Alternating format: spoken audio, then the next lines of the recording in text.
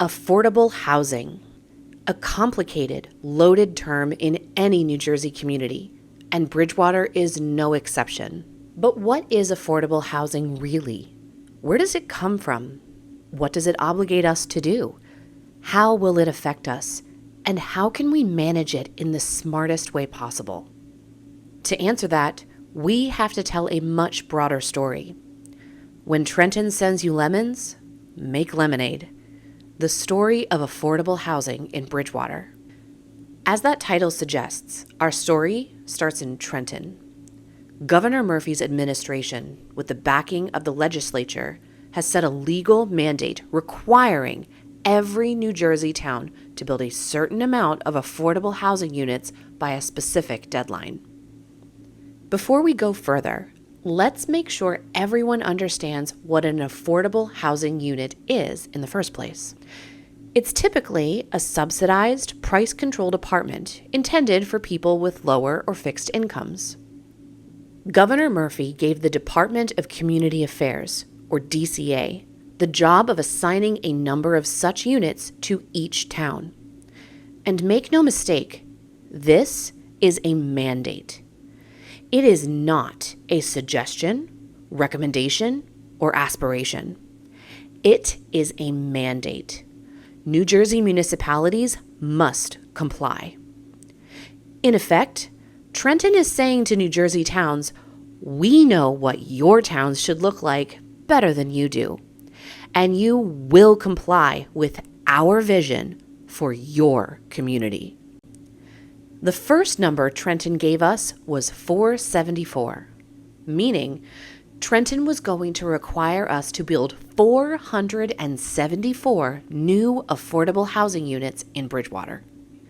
How did they come up with that number?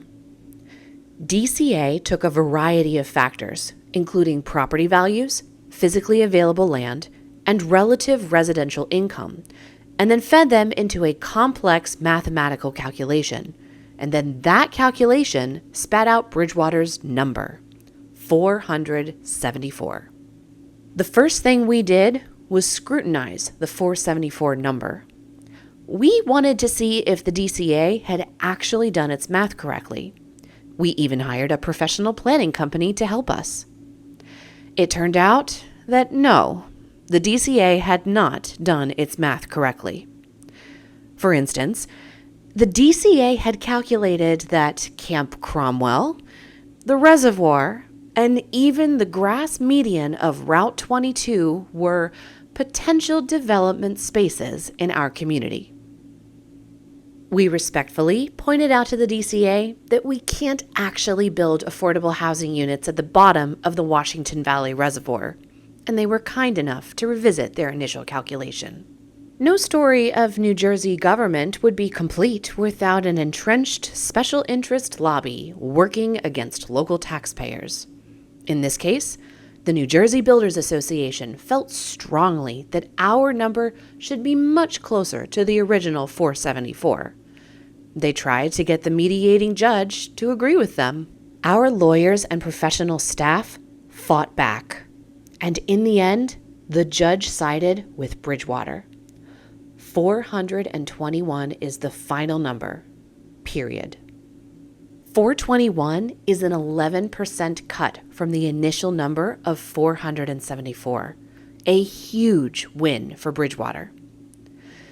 Some in our community believe that the right approach would be for the township to go $15 million into debt in order to build, fill, and administer our own network of affordable housing complexes right here in Bridgewater.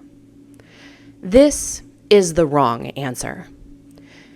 It's the wrong answer because were we to do that, not only would our taxpayers have to pay off that $15 million worth of debt, but we would have effectively created the Bridgewater Township Housing Authority. Because once we create these complexes, we would have to run them. And whether we chose to contract the function out or to vastly expand the scope of the municipal government, our taxpayers would be left holding the bag. This is not the right way to go. Instead, The right answer is to make strategic, calculated decisions about our housing needs.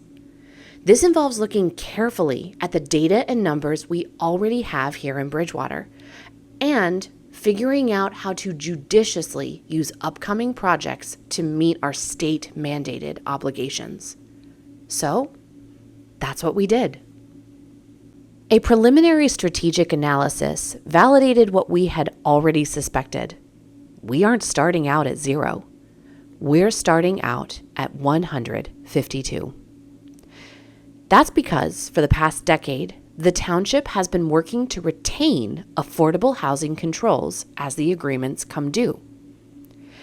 Take an affordable unit from 1985, whose agreement comes due 30 years later in 2015. At that point, the township could have chosen to either optionally renew the unit's affordable controls or let the unit go to market. It has been the policy of Bridgewater Township to renew and extend those affordable controls whenever possible, exactly because we saw this situation coming. Now, our residents benefit from our foresight because every one of those affordable units counts towards the 421. Therefore, we start off at 152, more than a third of our mandated number already met, all without a single new building constructed in Bridgewater. Next, we have 42 housing units left over from the last time Trenton did this.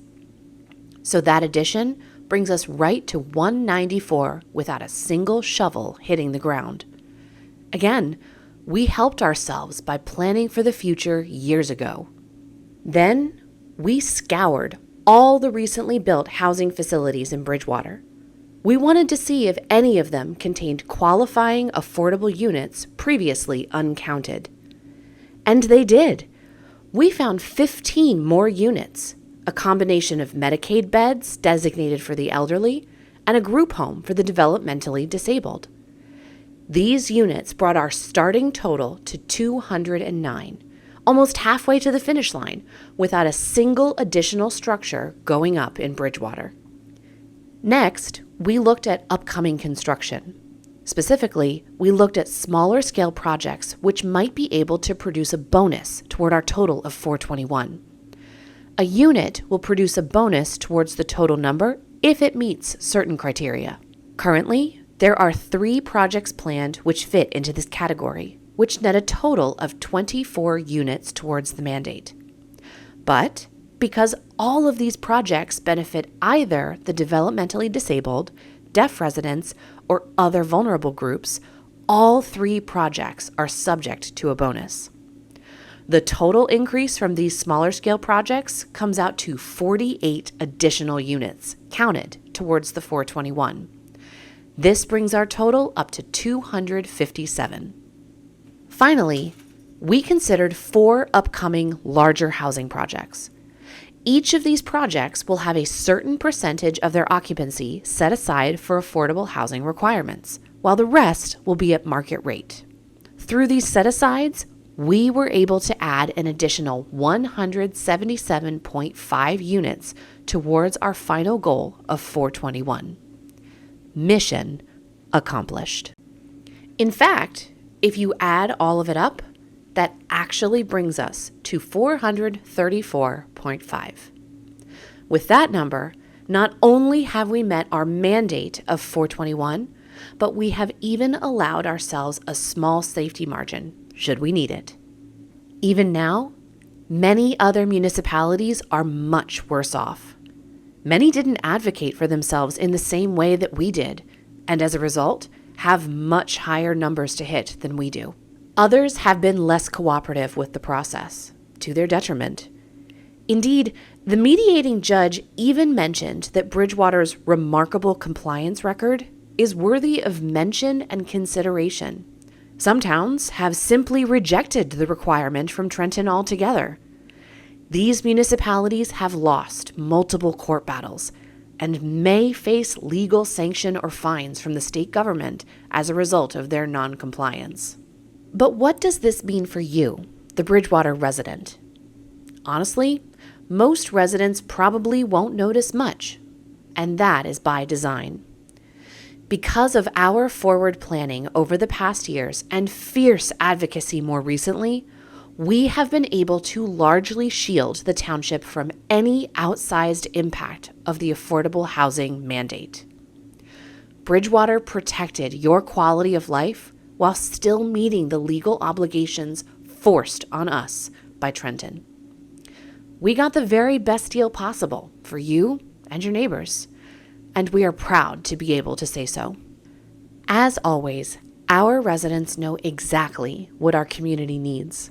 Unfortunately, faceless bureaucrats in Trenton truly believe they know better than we do, and that is as offensive as it is absurd. Bridgewater can't stop mandates coming out of Trenton. We have no control over the state government.